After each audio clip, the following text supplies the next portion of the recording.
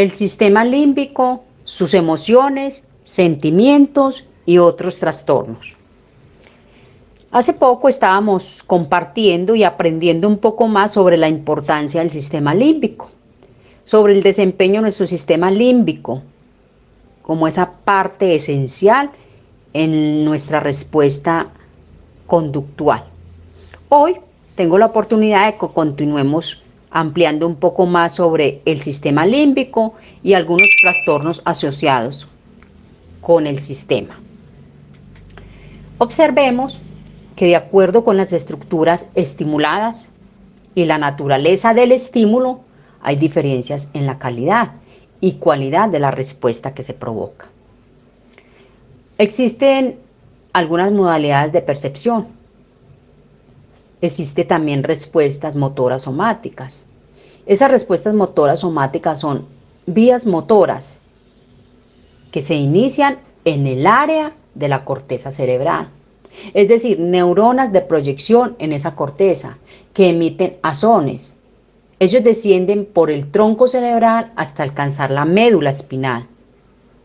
En esa trayectoria se produce el cruce de azones descendentes del lado opuesto, es decir, del lado contralateral. Son respuestas que son apropiadas del sistema límbico. El trastorno de síntomas somáticos se presenta cuando una persona siente una ansiedad extrema, exagerada, a causa de síntomas físicos. La persona tiene pensamientos, sensaciones y comportamientos tan intensos relacionados con los síntomas que siente que no puede hacer algunas de las actividades de su vida diaria. ¿Debido a qué? Debido a una modalidad de las percepciones. También existe la respuesta neurovegetativa o viscerales. Acá en el sistema límbico podemos contemplar algunas emociones, como es el miedo. ¿Y qué es el miedo? Es la anticipación de una amenaza. Otra emoción, la sorpresa, sobresalto, asombro. La aversión, disgusto, asco, rechazo. La ira es un enfado, furia, destrucción. La alegría, diversión, bienestar, reproducción. Tristeza, pesimismo, pena. Estas son las emociones que genera el sistema límbico. Observemos el sistema límbico como es responsable de las emociones y de sus sentimientos. Observamos que en las lecturas pasadas estuvimos hablando un poco sobre este tema. En esta semana vamos a ver un poco sobre estas emociones, sobre estos sentimientos. Son reacciones psicofisiológicas que se provocan. Se define como la percepción de un elemento y su relación con la realidad. Son sensaciones muy intensas, pero de corta duración en el tiempo. Su función es adaptativa. Con el paso de la edad se generan diversos cambios de las emociones y esto impacta sobre la concepción de sí mismo y el entorno. Donde la cultura, la sociedad, tiene gran influencia en las emociones, ya que regulan su expresión. Cada emoción tiene diferente función. Cada persona experimenta una emoción de forma particular y diferente, dependiendo del aprendizaje que haya tenido, de las experiencias, del carácter y situaciones concretas. Los humanos tenemos 42 músculos en la cara, dependiendo de cómo los movemos. Expresamos unas determinadas emociones u otras. Estas emociones tienen componentes fisiológicos e involuntarios, como temblor, sudoración, sonrojarse, respiración agitada, dilatación pupilar, aumento del ritmo cardíaco. El desarrollo de las emociones del ser humano presenta las siguientes etapas. Durante los primeros 6 meses, el bebé tiene la capacidad de reconocer emociones positivas y negativas, considerando que la experimentación de las emociones es previa a la capacidad de expresarlas. La niñez. Cómo se viven las emociones y se presentan en la niñez. Hacia los 2 años ya el niño es capaz de demostrar empatía. Hacia los 4 años ya puede reconocer emociones básicas y comprender cómo estas emociones generan diferentes respuestas. A los 4 años. En la adolescencia, ¿cómo se vive? En esta etapa se empieza a desarrollar la autovaloración en la adolescencia y a partir de la interacción con los demás. donde es importante trabajar sobre el reconocimiento de las emociones a la edad de la adolescencia, ya que se considera que todas las emociones son aceptables. Entre los 12 y 15 años se reconocen las emociones propias y las de otras personas, así como su expresión. Sin embargo, justo en esta etapa es donde se experimenta los problemas en el manejo de emociones, y es ahí donde debemos aprender a canalizarlas. En la adultez, en esta etapa se espera que el individuo tenga la capacidad de reconocer e identificar las emociones propias y ajenas. Esa habilidad en la inteligencia emocional para ejercer control adecuado de estas. Miremos qué nos dice la palabra de Dios respecto a nuestras emociones. Y vayamos al libro de Corintios. Primera de Corintios, capítulo 14, versículo 20, dice: hermanos, no seáis niños en el modo de pensar, sino sed niños en la malicia, pero maduros en el modo de pensar. Las emociones pueden acercarnos o alejarnos de Dios, en la medida en que nos dejemos llevar por ellas, impidiendo la reflexión y meditación de la voluntad de Dios, llevándonos a una acción hábil y engañosa por cualquier viento de doctrina. ¿Por qué? Porque estamos obrando por esa mente emocional y no con la racional.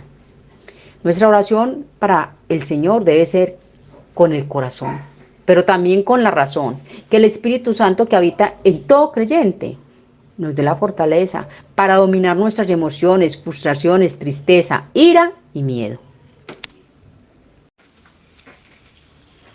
Otro trastorno asociado al sistema límbico es la amnesia.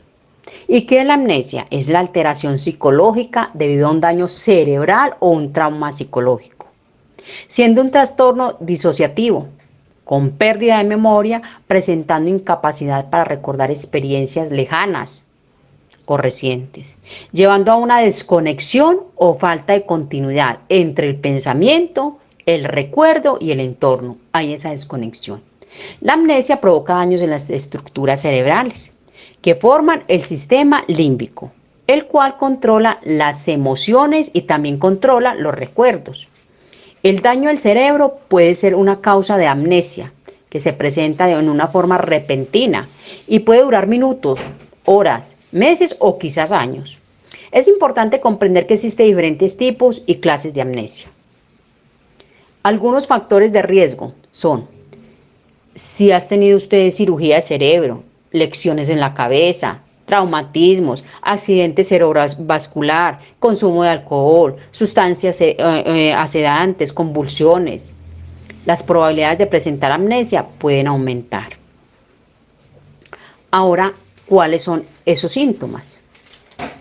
Los síntomas pueden ser no recordar acontecimientos que sucedieron hace instantes, días o mucho tiempo atrás, presentando confusión o desorientación, con alteraciones de personalidad, también apatía, fragilidad emocional, déficit para aprender información nueva o incapacidad para recordar información ya aprendida. La amnesia es ese trastorno de funcionamiento en muchas ocasiones que se da por un evento traumático.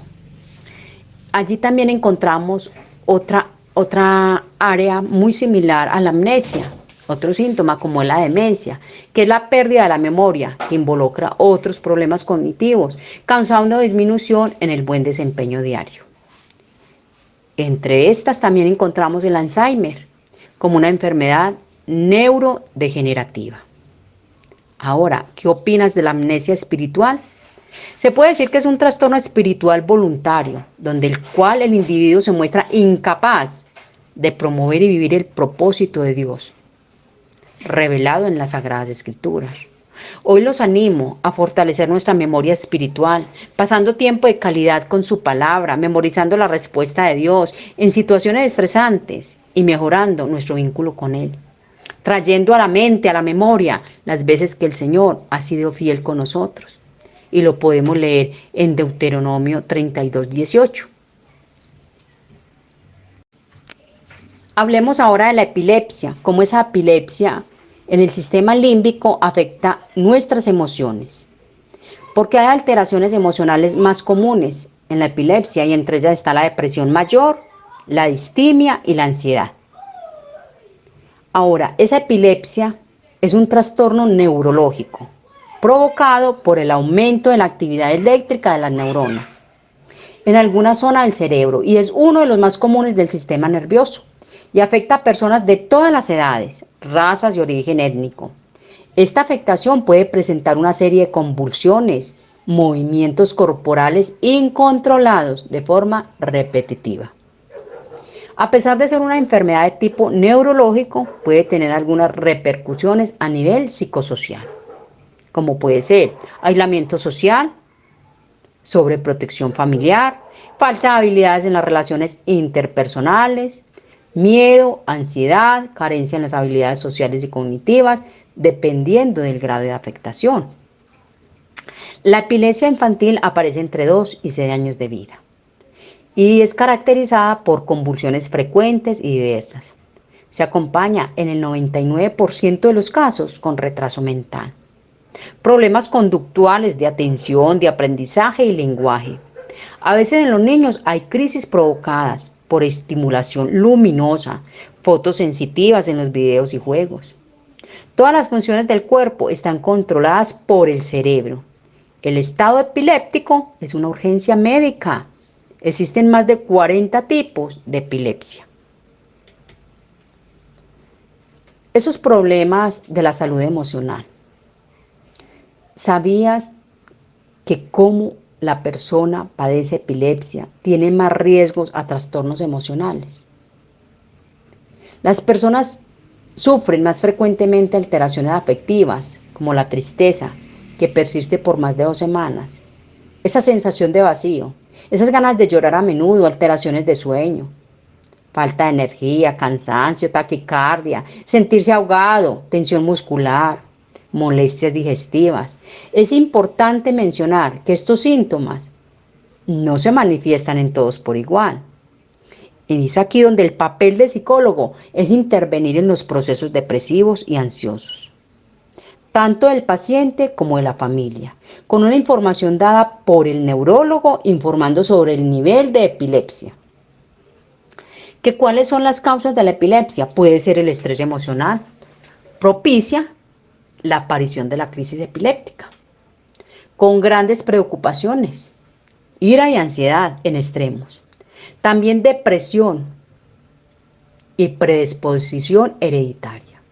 Lesiones cerebrales en el nacimiento, en el embarazo. Más adelante, tumores por el alcoholismo, consumo de drogas, uso de forces. ¿Qué dice la Biblia sobre la epilepsia?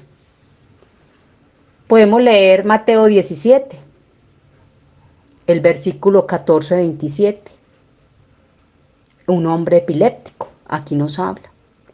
Los síntomas que tanto Mateo como Marcos y Lucas describen, en este caso del muchacho, son precisamente propios de la epilepsia. En esta ocasión se relaciona la epilepsia con un espíritu inmundo. Asimismo, es un hecho de que Dios pueda sanar y reparar la mente como cualquier otra parte del cuerpo, porque nada es imposible para Él. Algunas recomendaciones para actuar en presencia de un ataque de epilepsia. Observemos algunas acá a través de la imagen. ¿Cuál debe ser la postura de recuperación? Después de la crisis convulsiva, el paciente está tirado en piso. Nosotros como colaboradores, en medio de la situación, terapeutas, nos arrodillamos al lado de la persona y flexionamos el brazo de manera que quede hacia arriba, el brazo del paciente. Luego el otro paso, colocamos la mano contraria debajo de la mejilla más cercana a él, ¿cierto? El tercer paso, con la mano que usted tiene libre, tire de la rodilla para ponerlo en posición lateral y flexiónela hasta que éste se apoye en el suelo. Incline la cabeza hacia atrás para que respire sin dificultad. Estos pasos usted le debe ayudar al paciente que está en medio de la dificultad, al paciente que está en la crisis.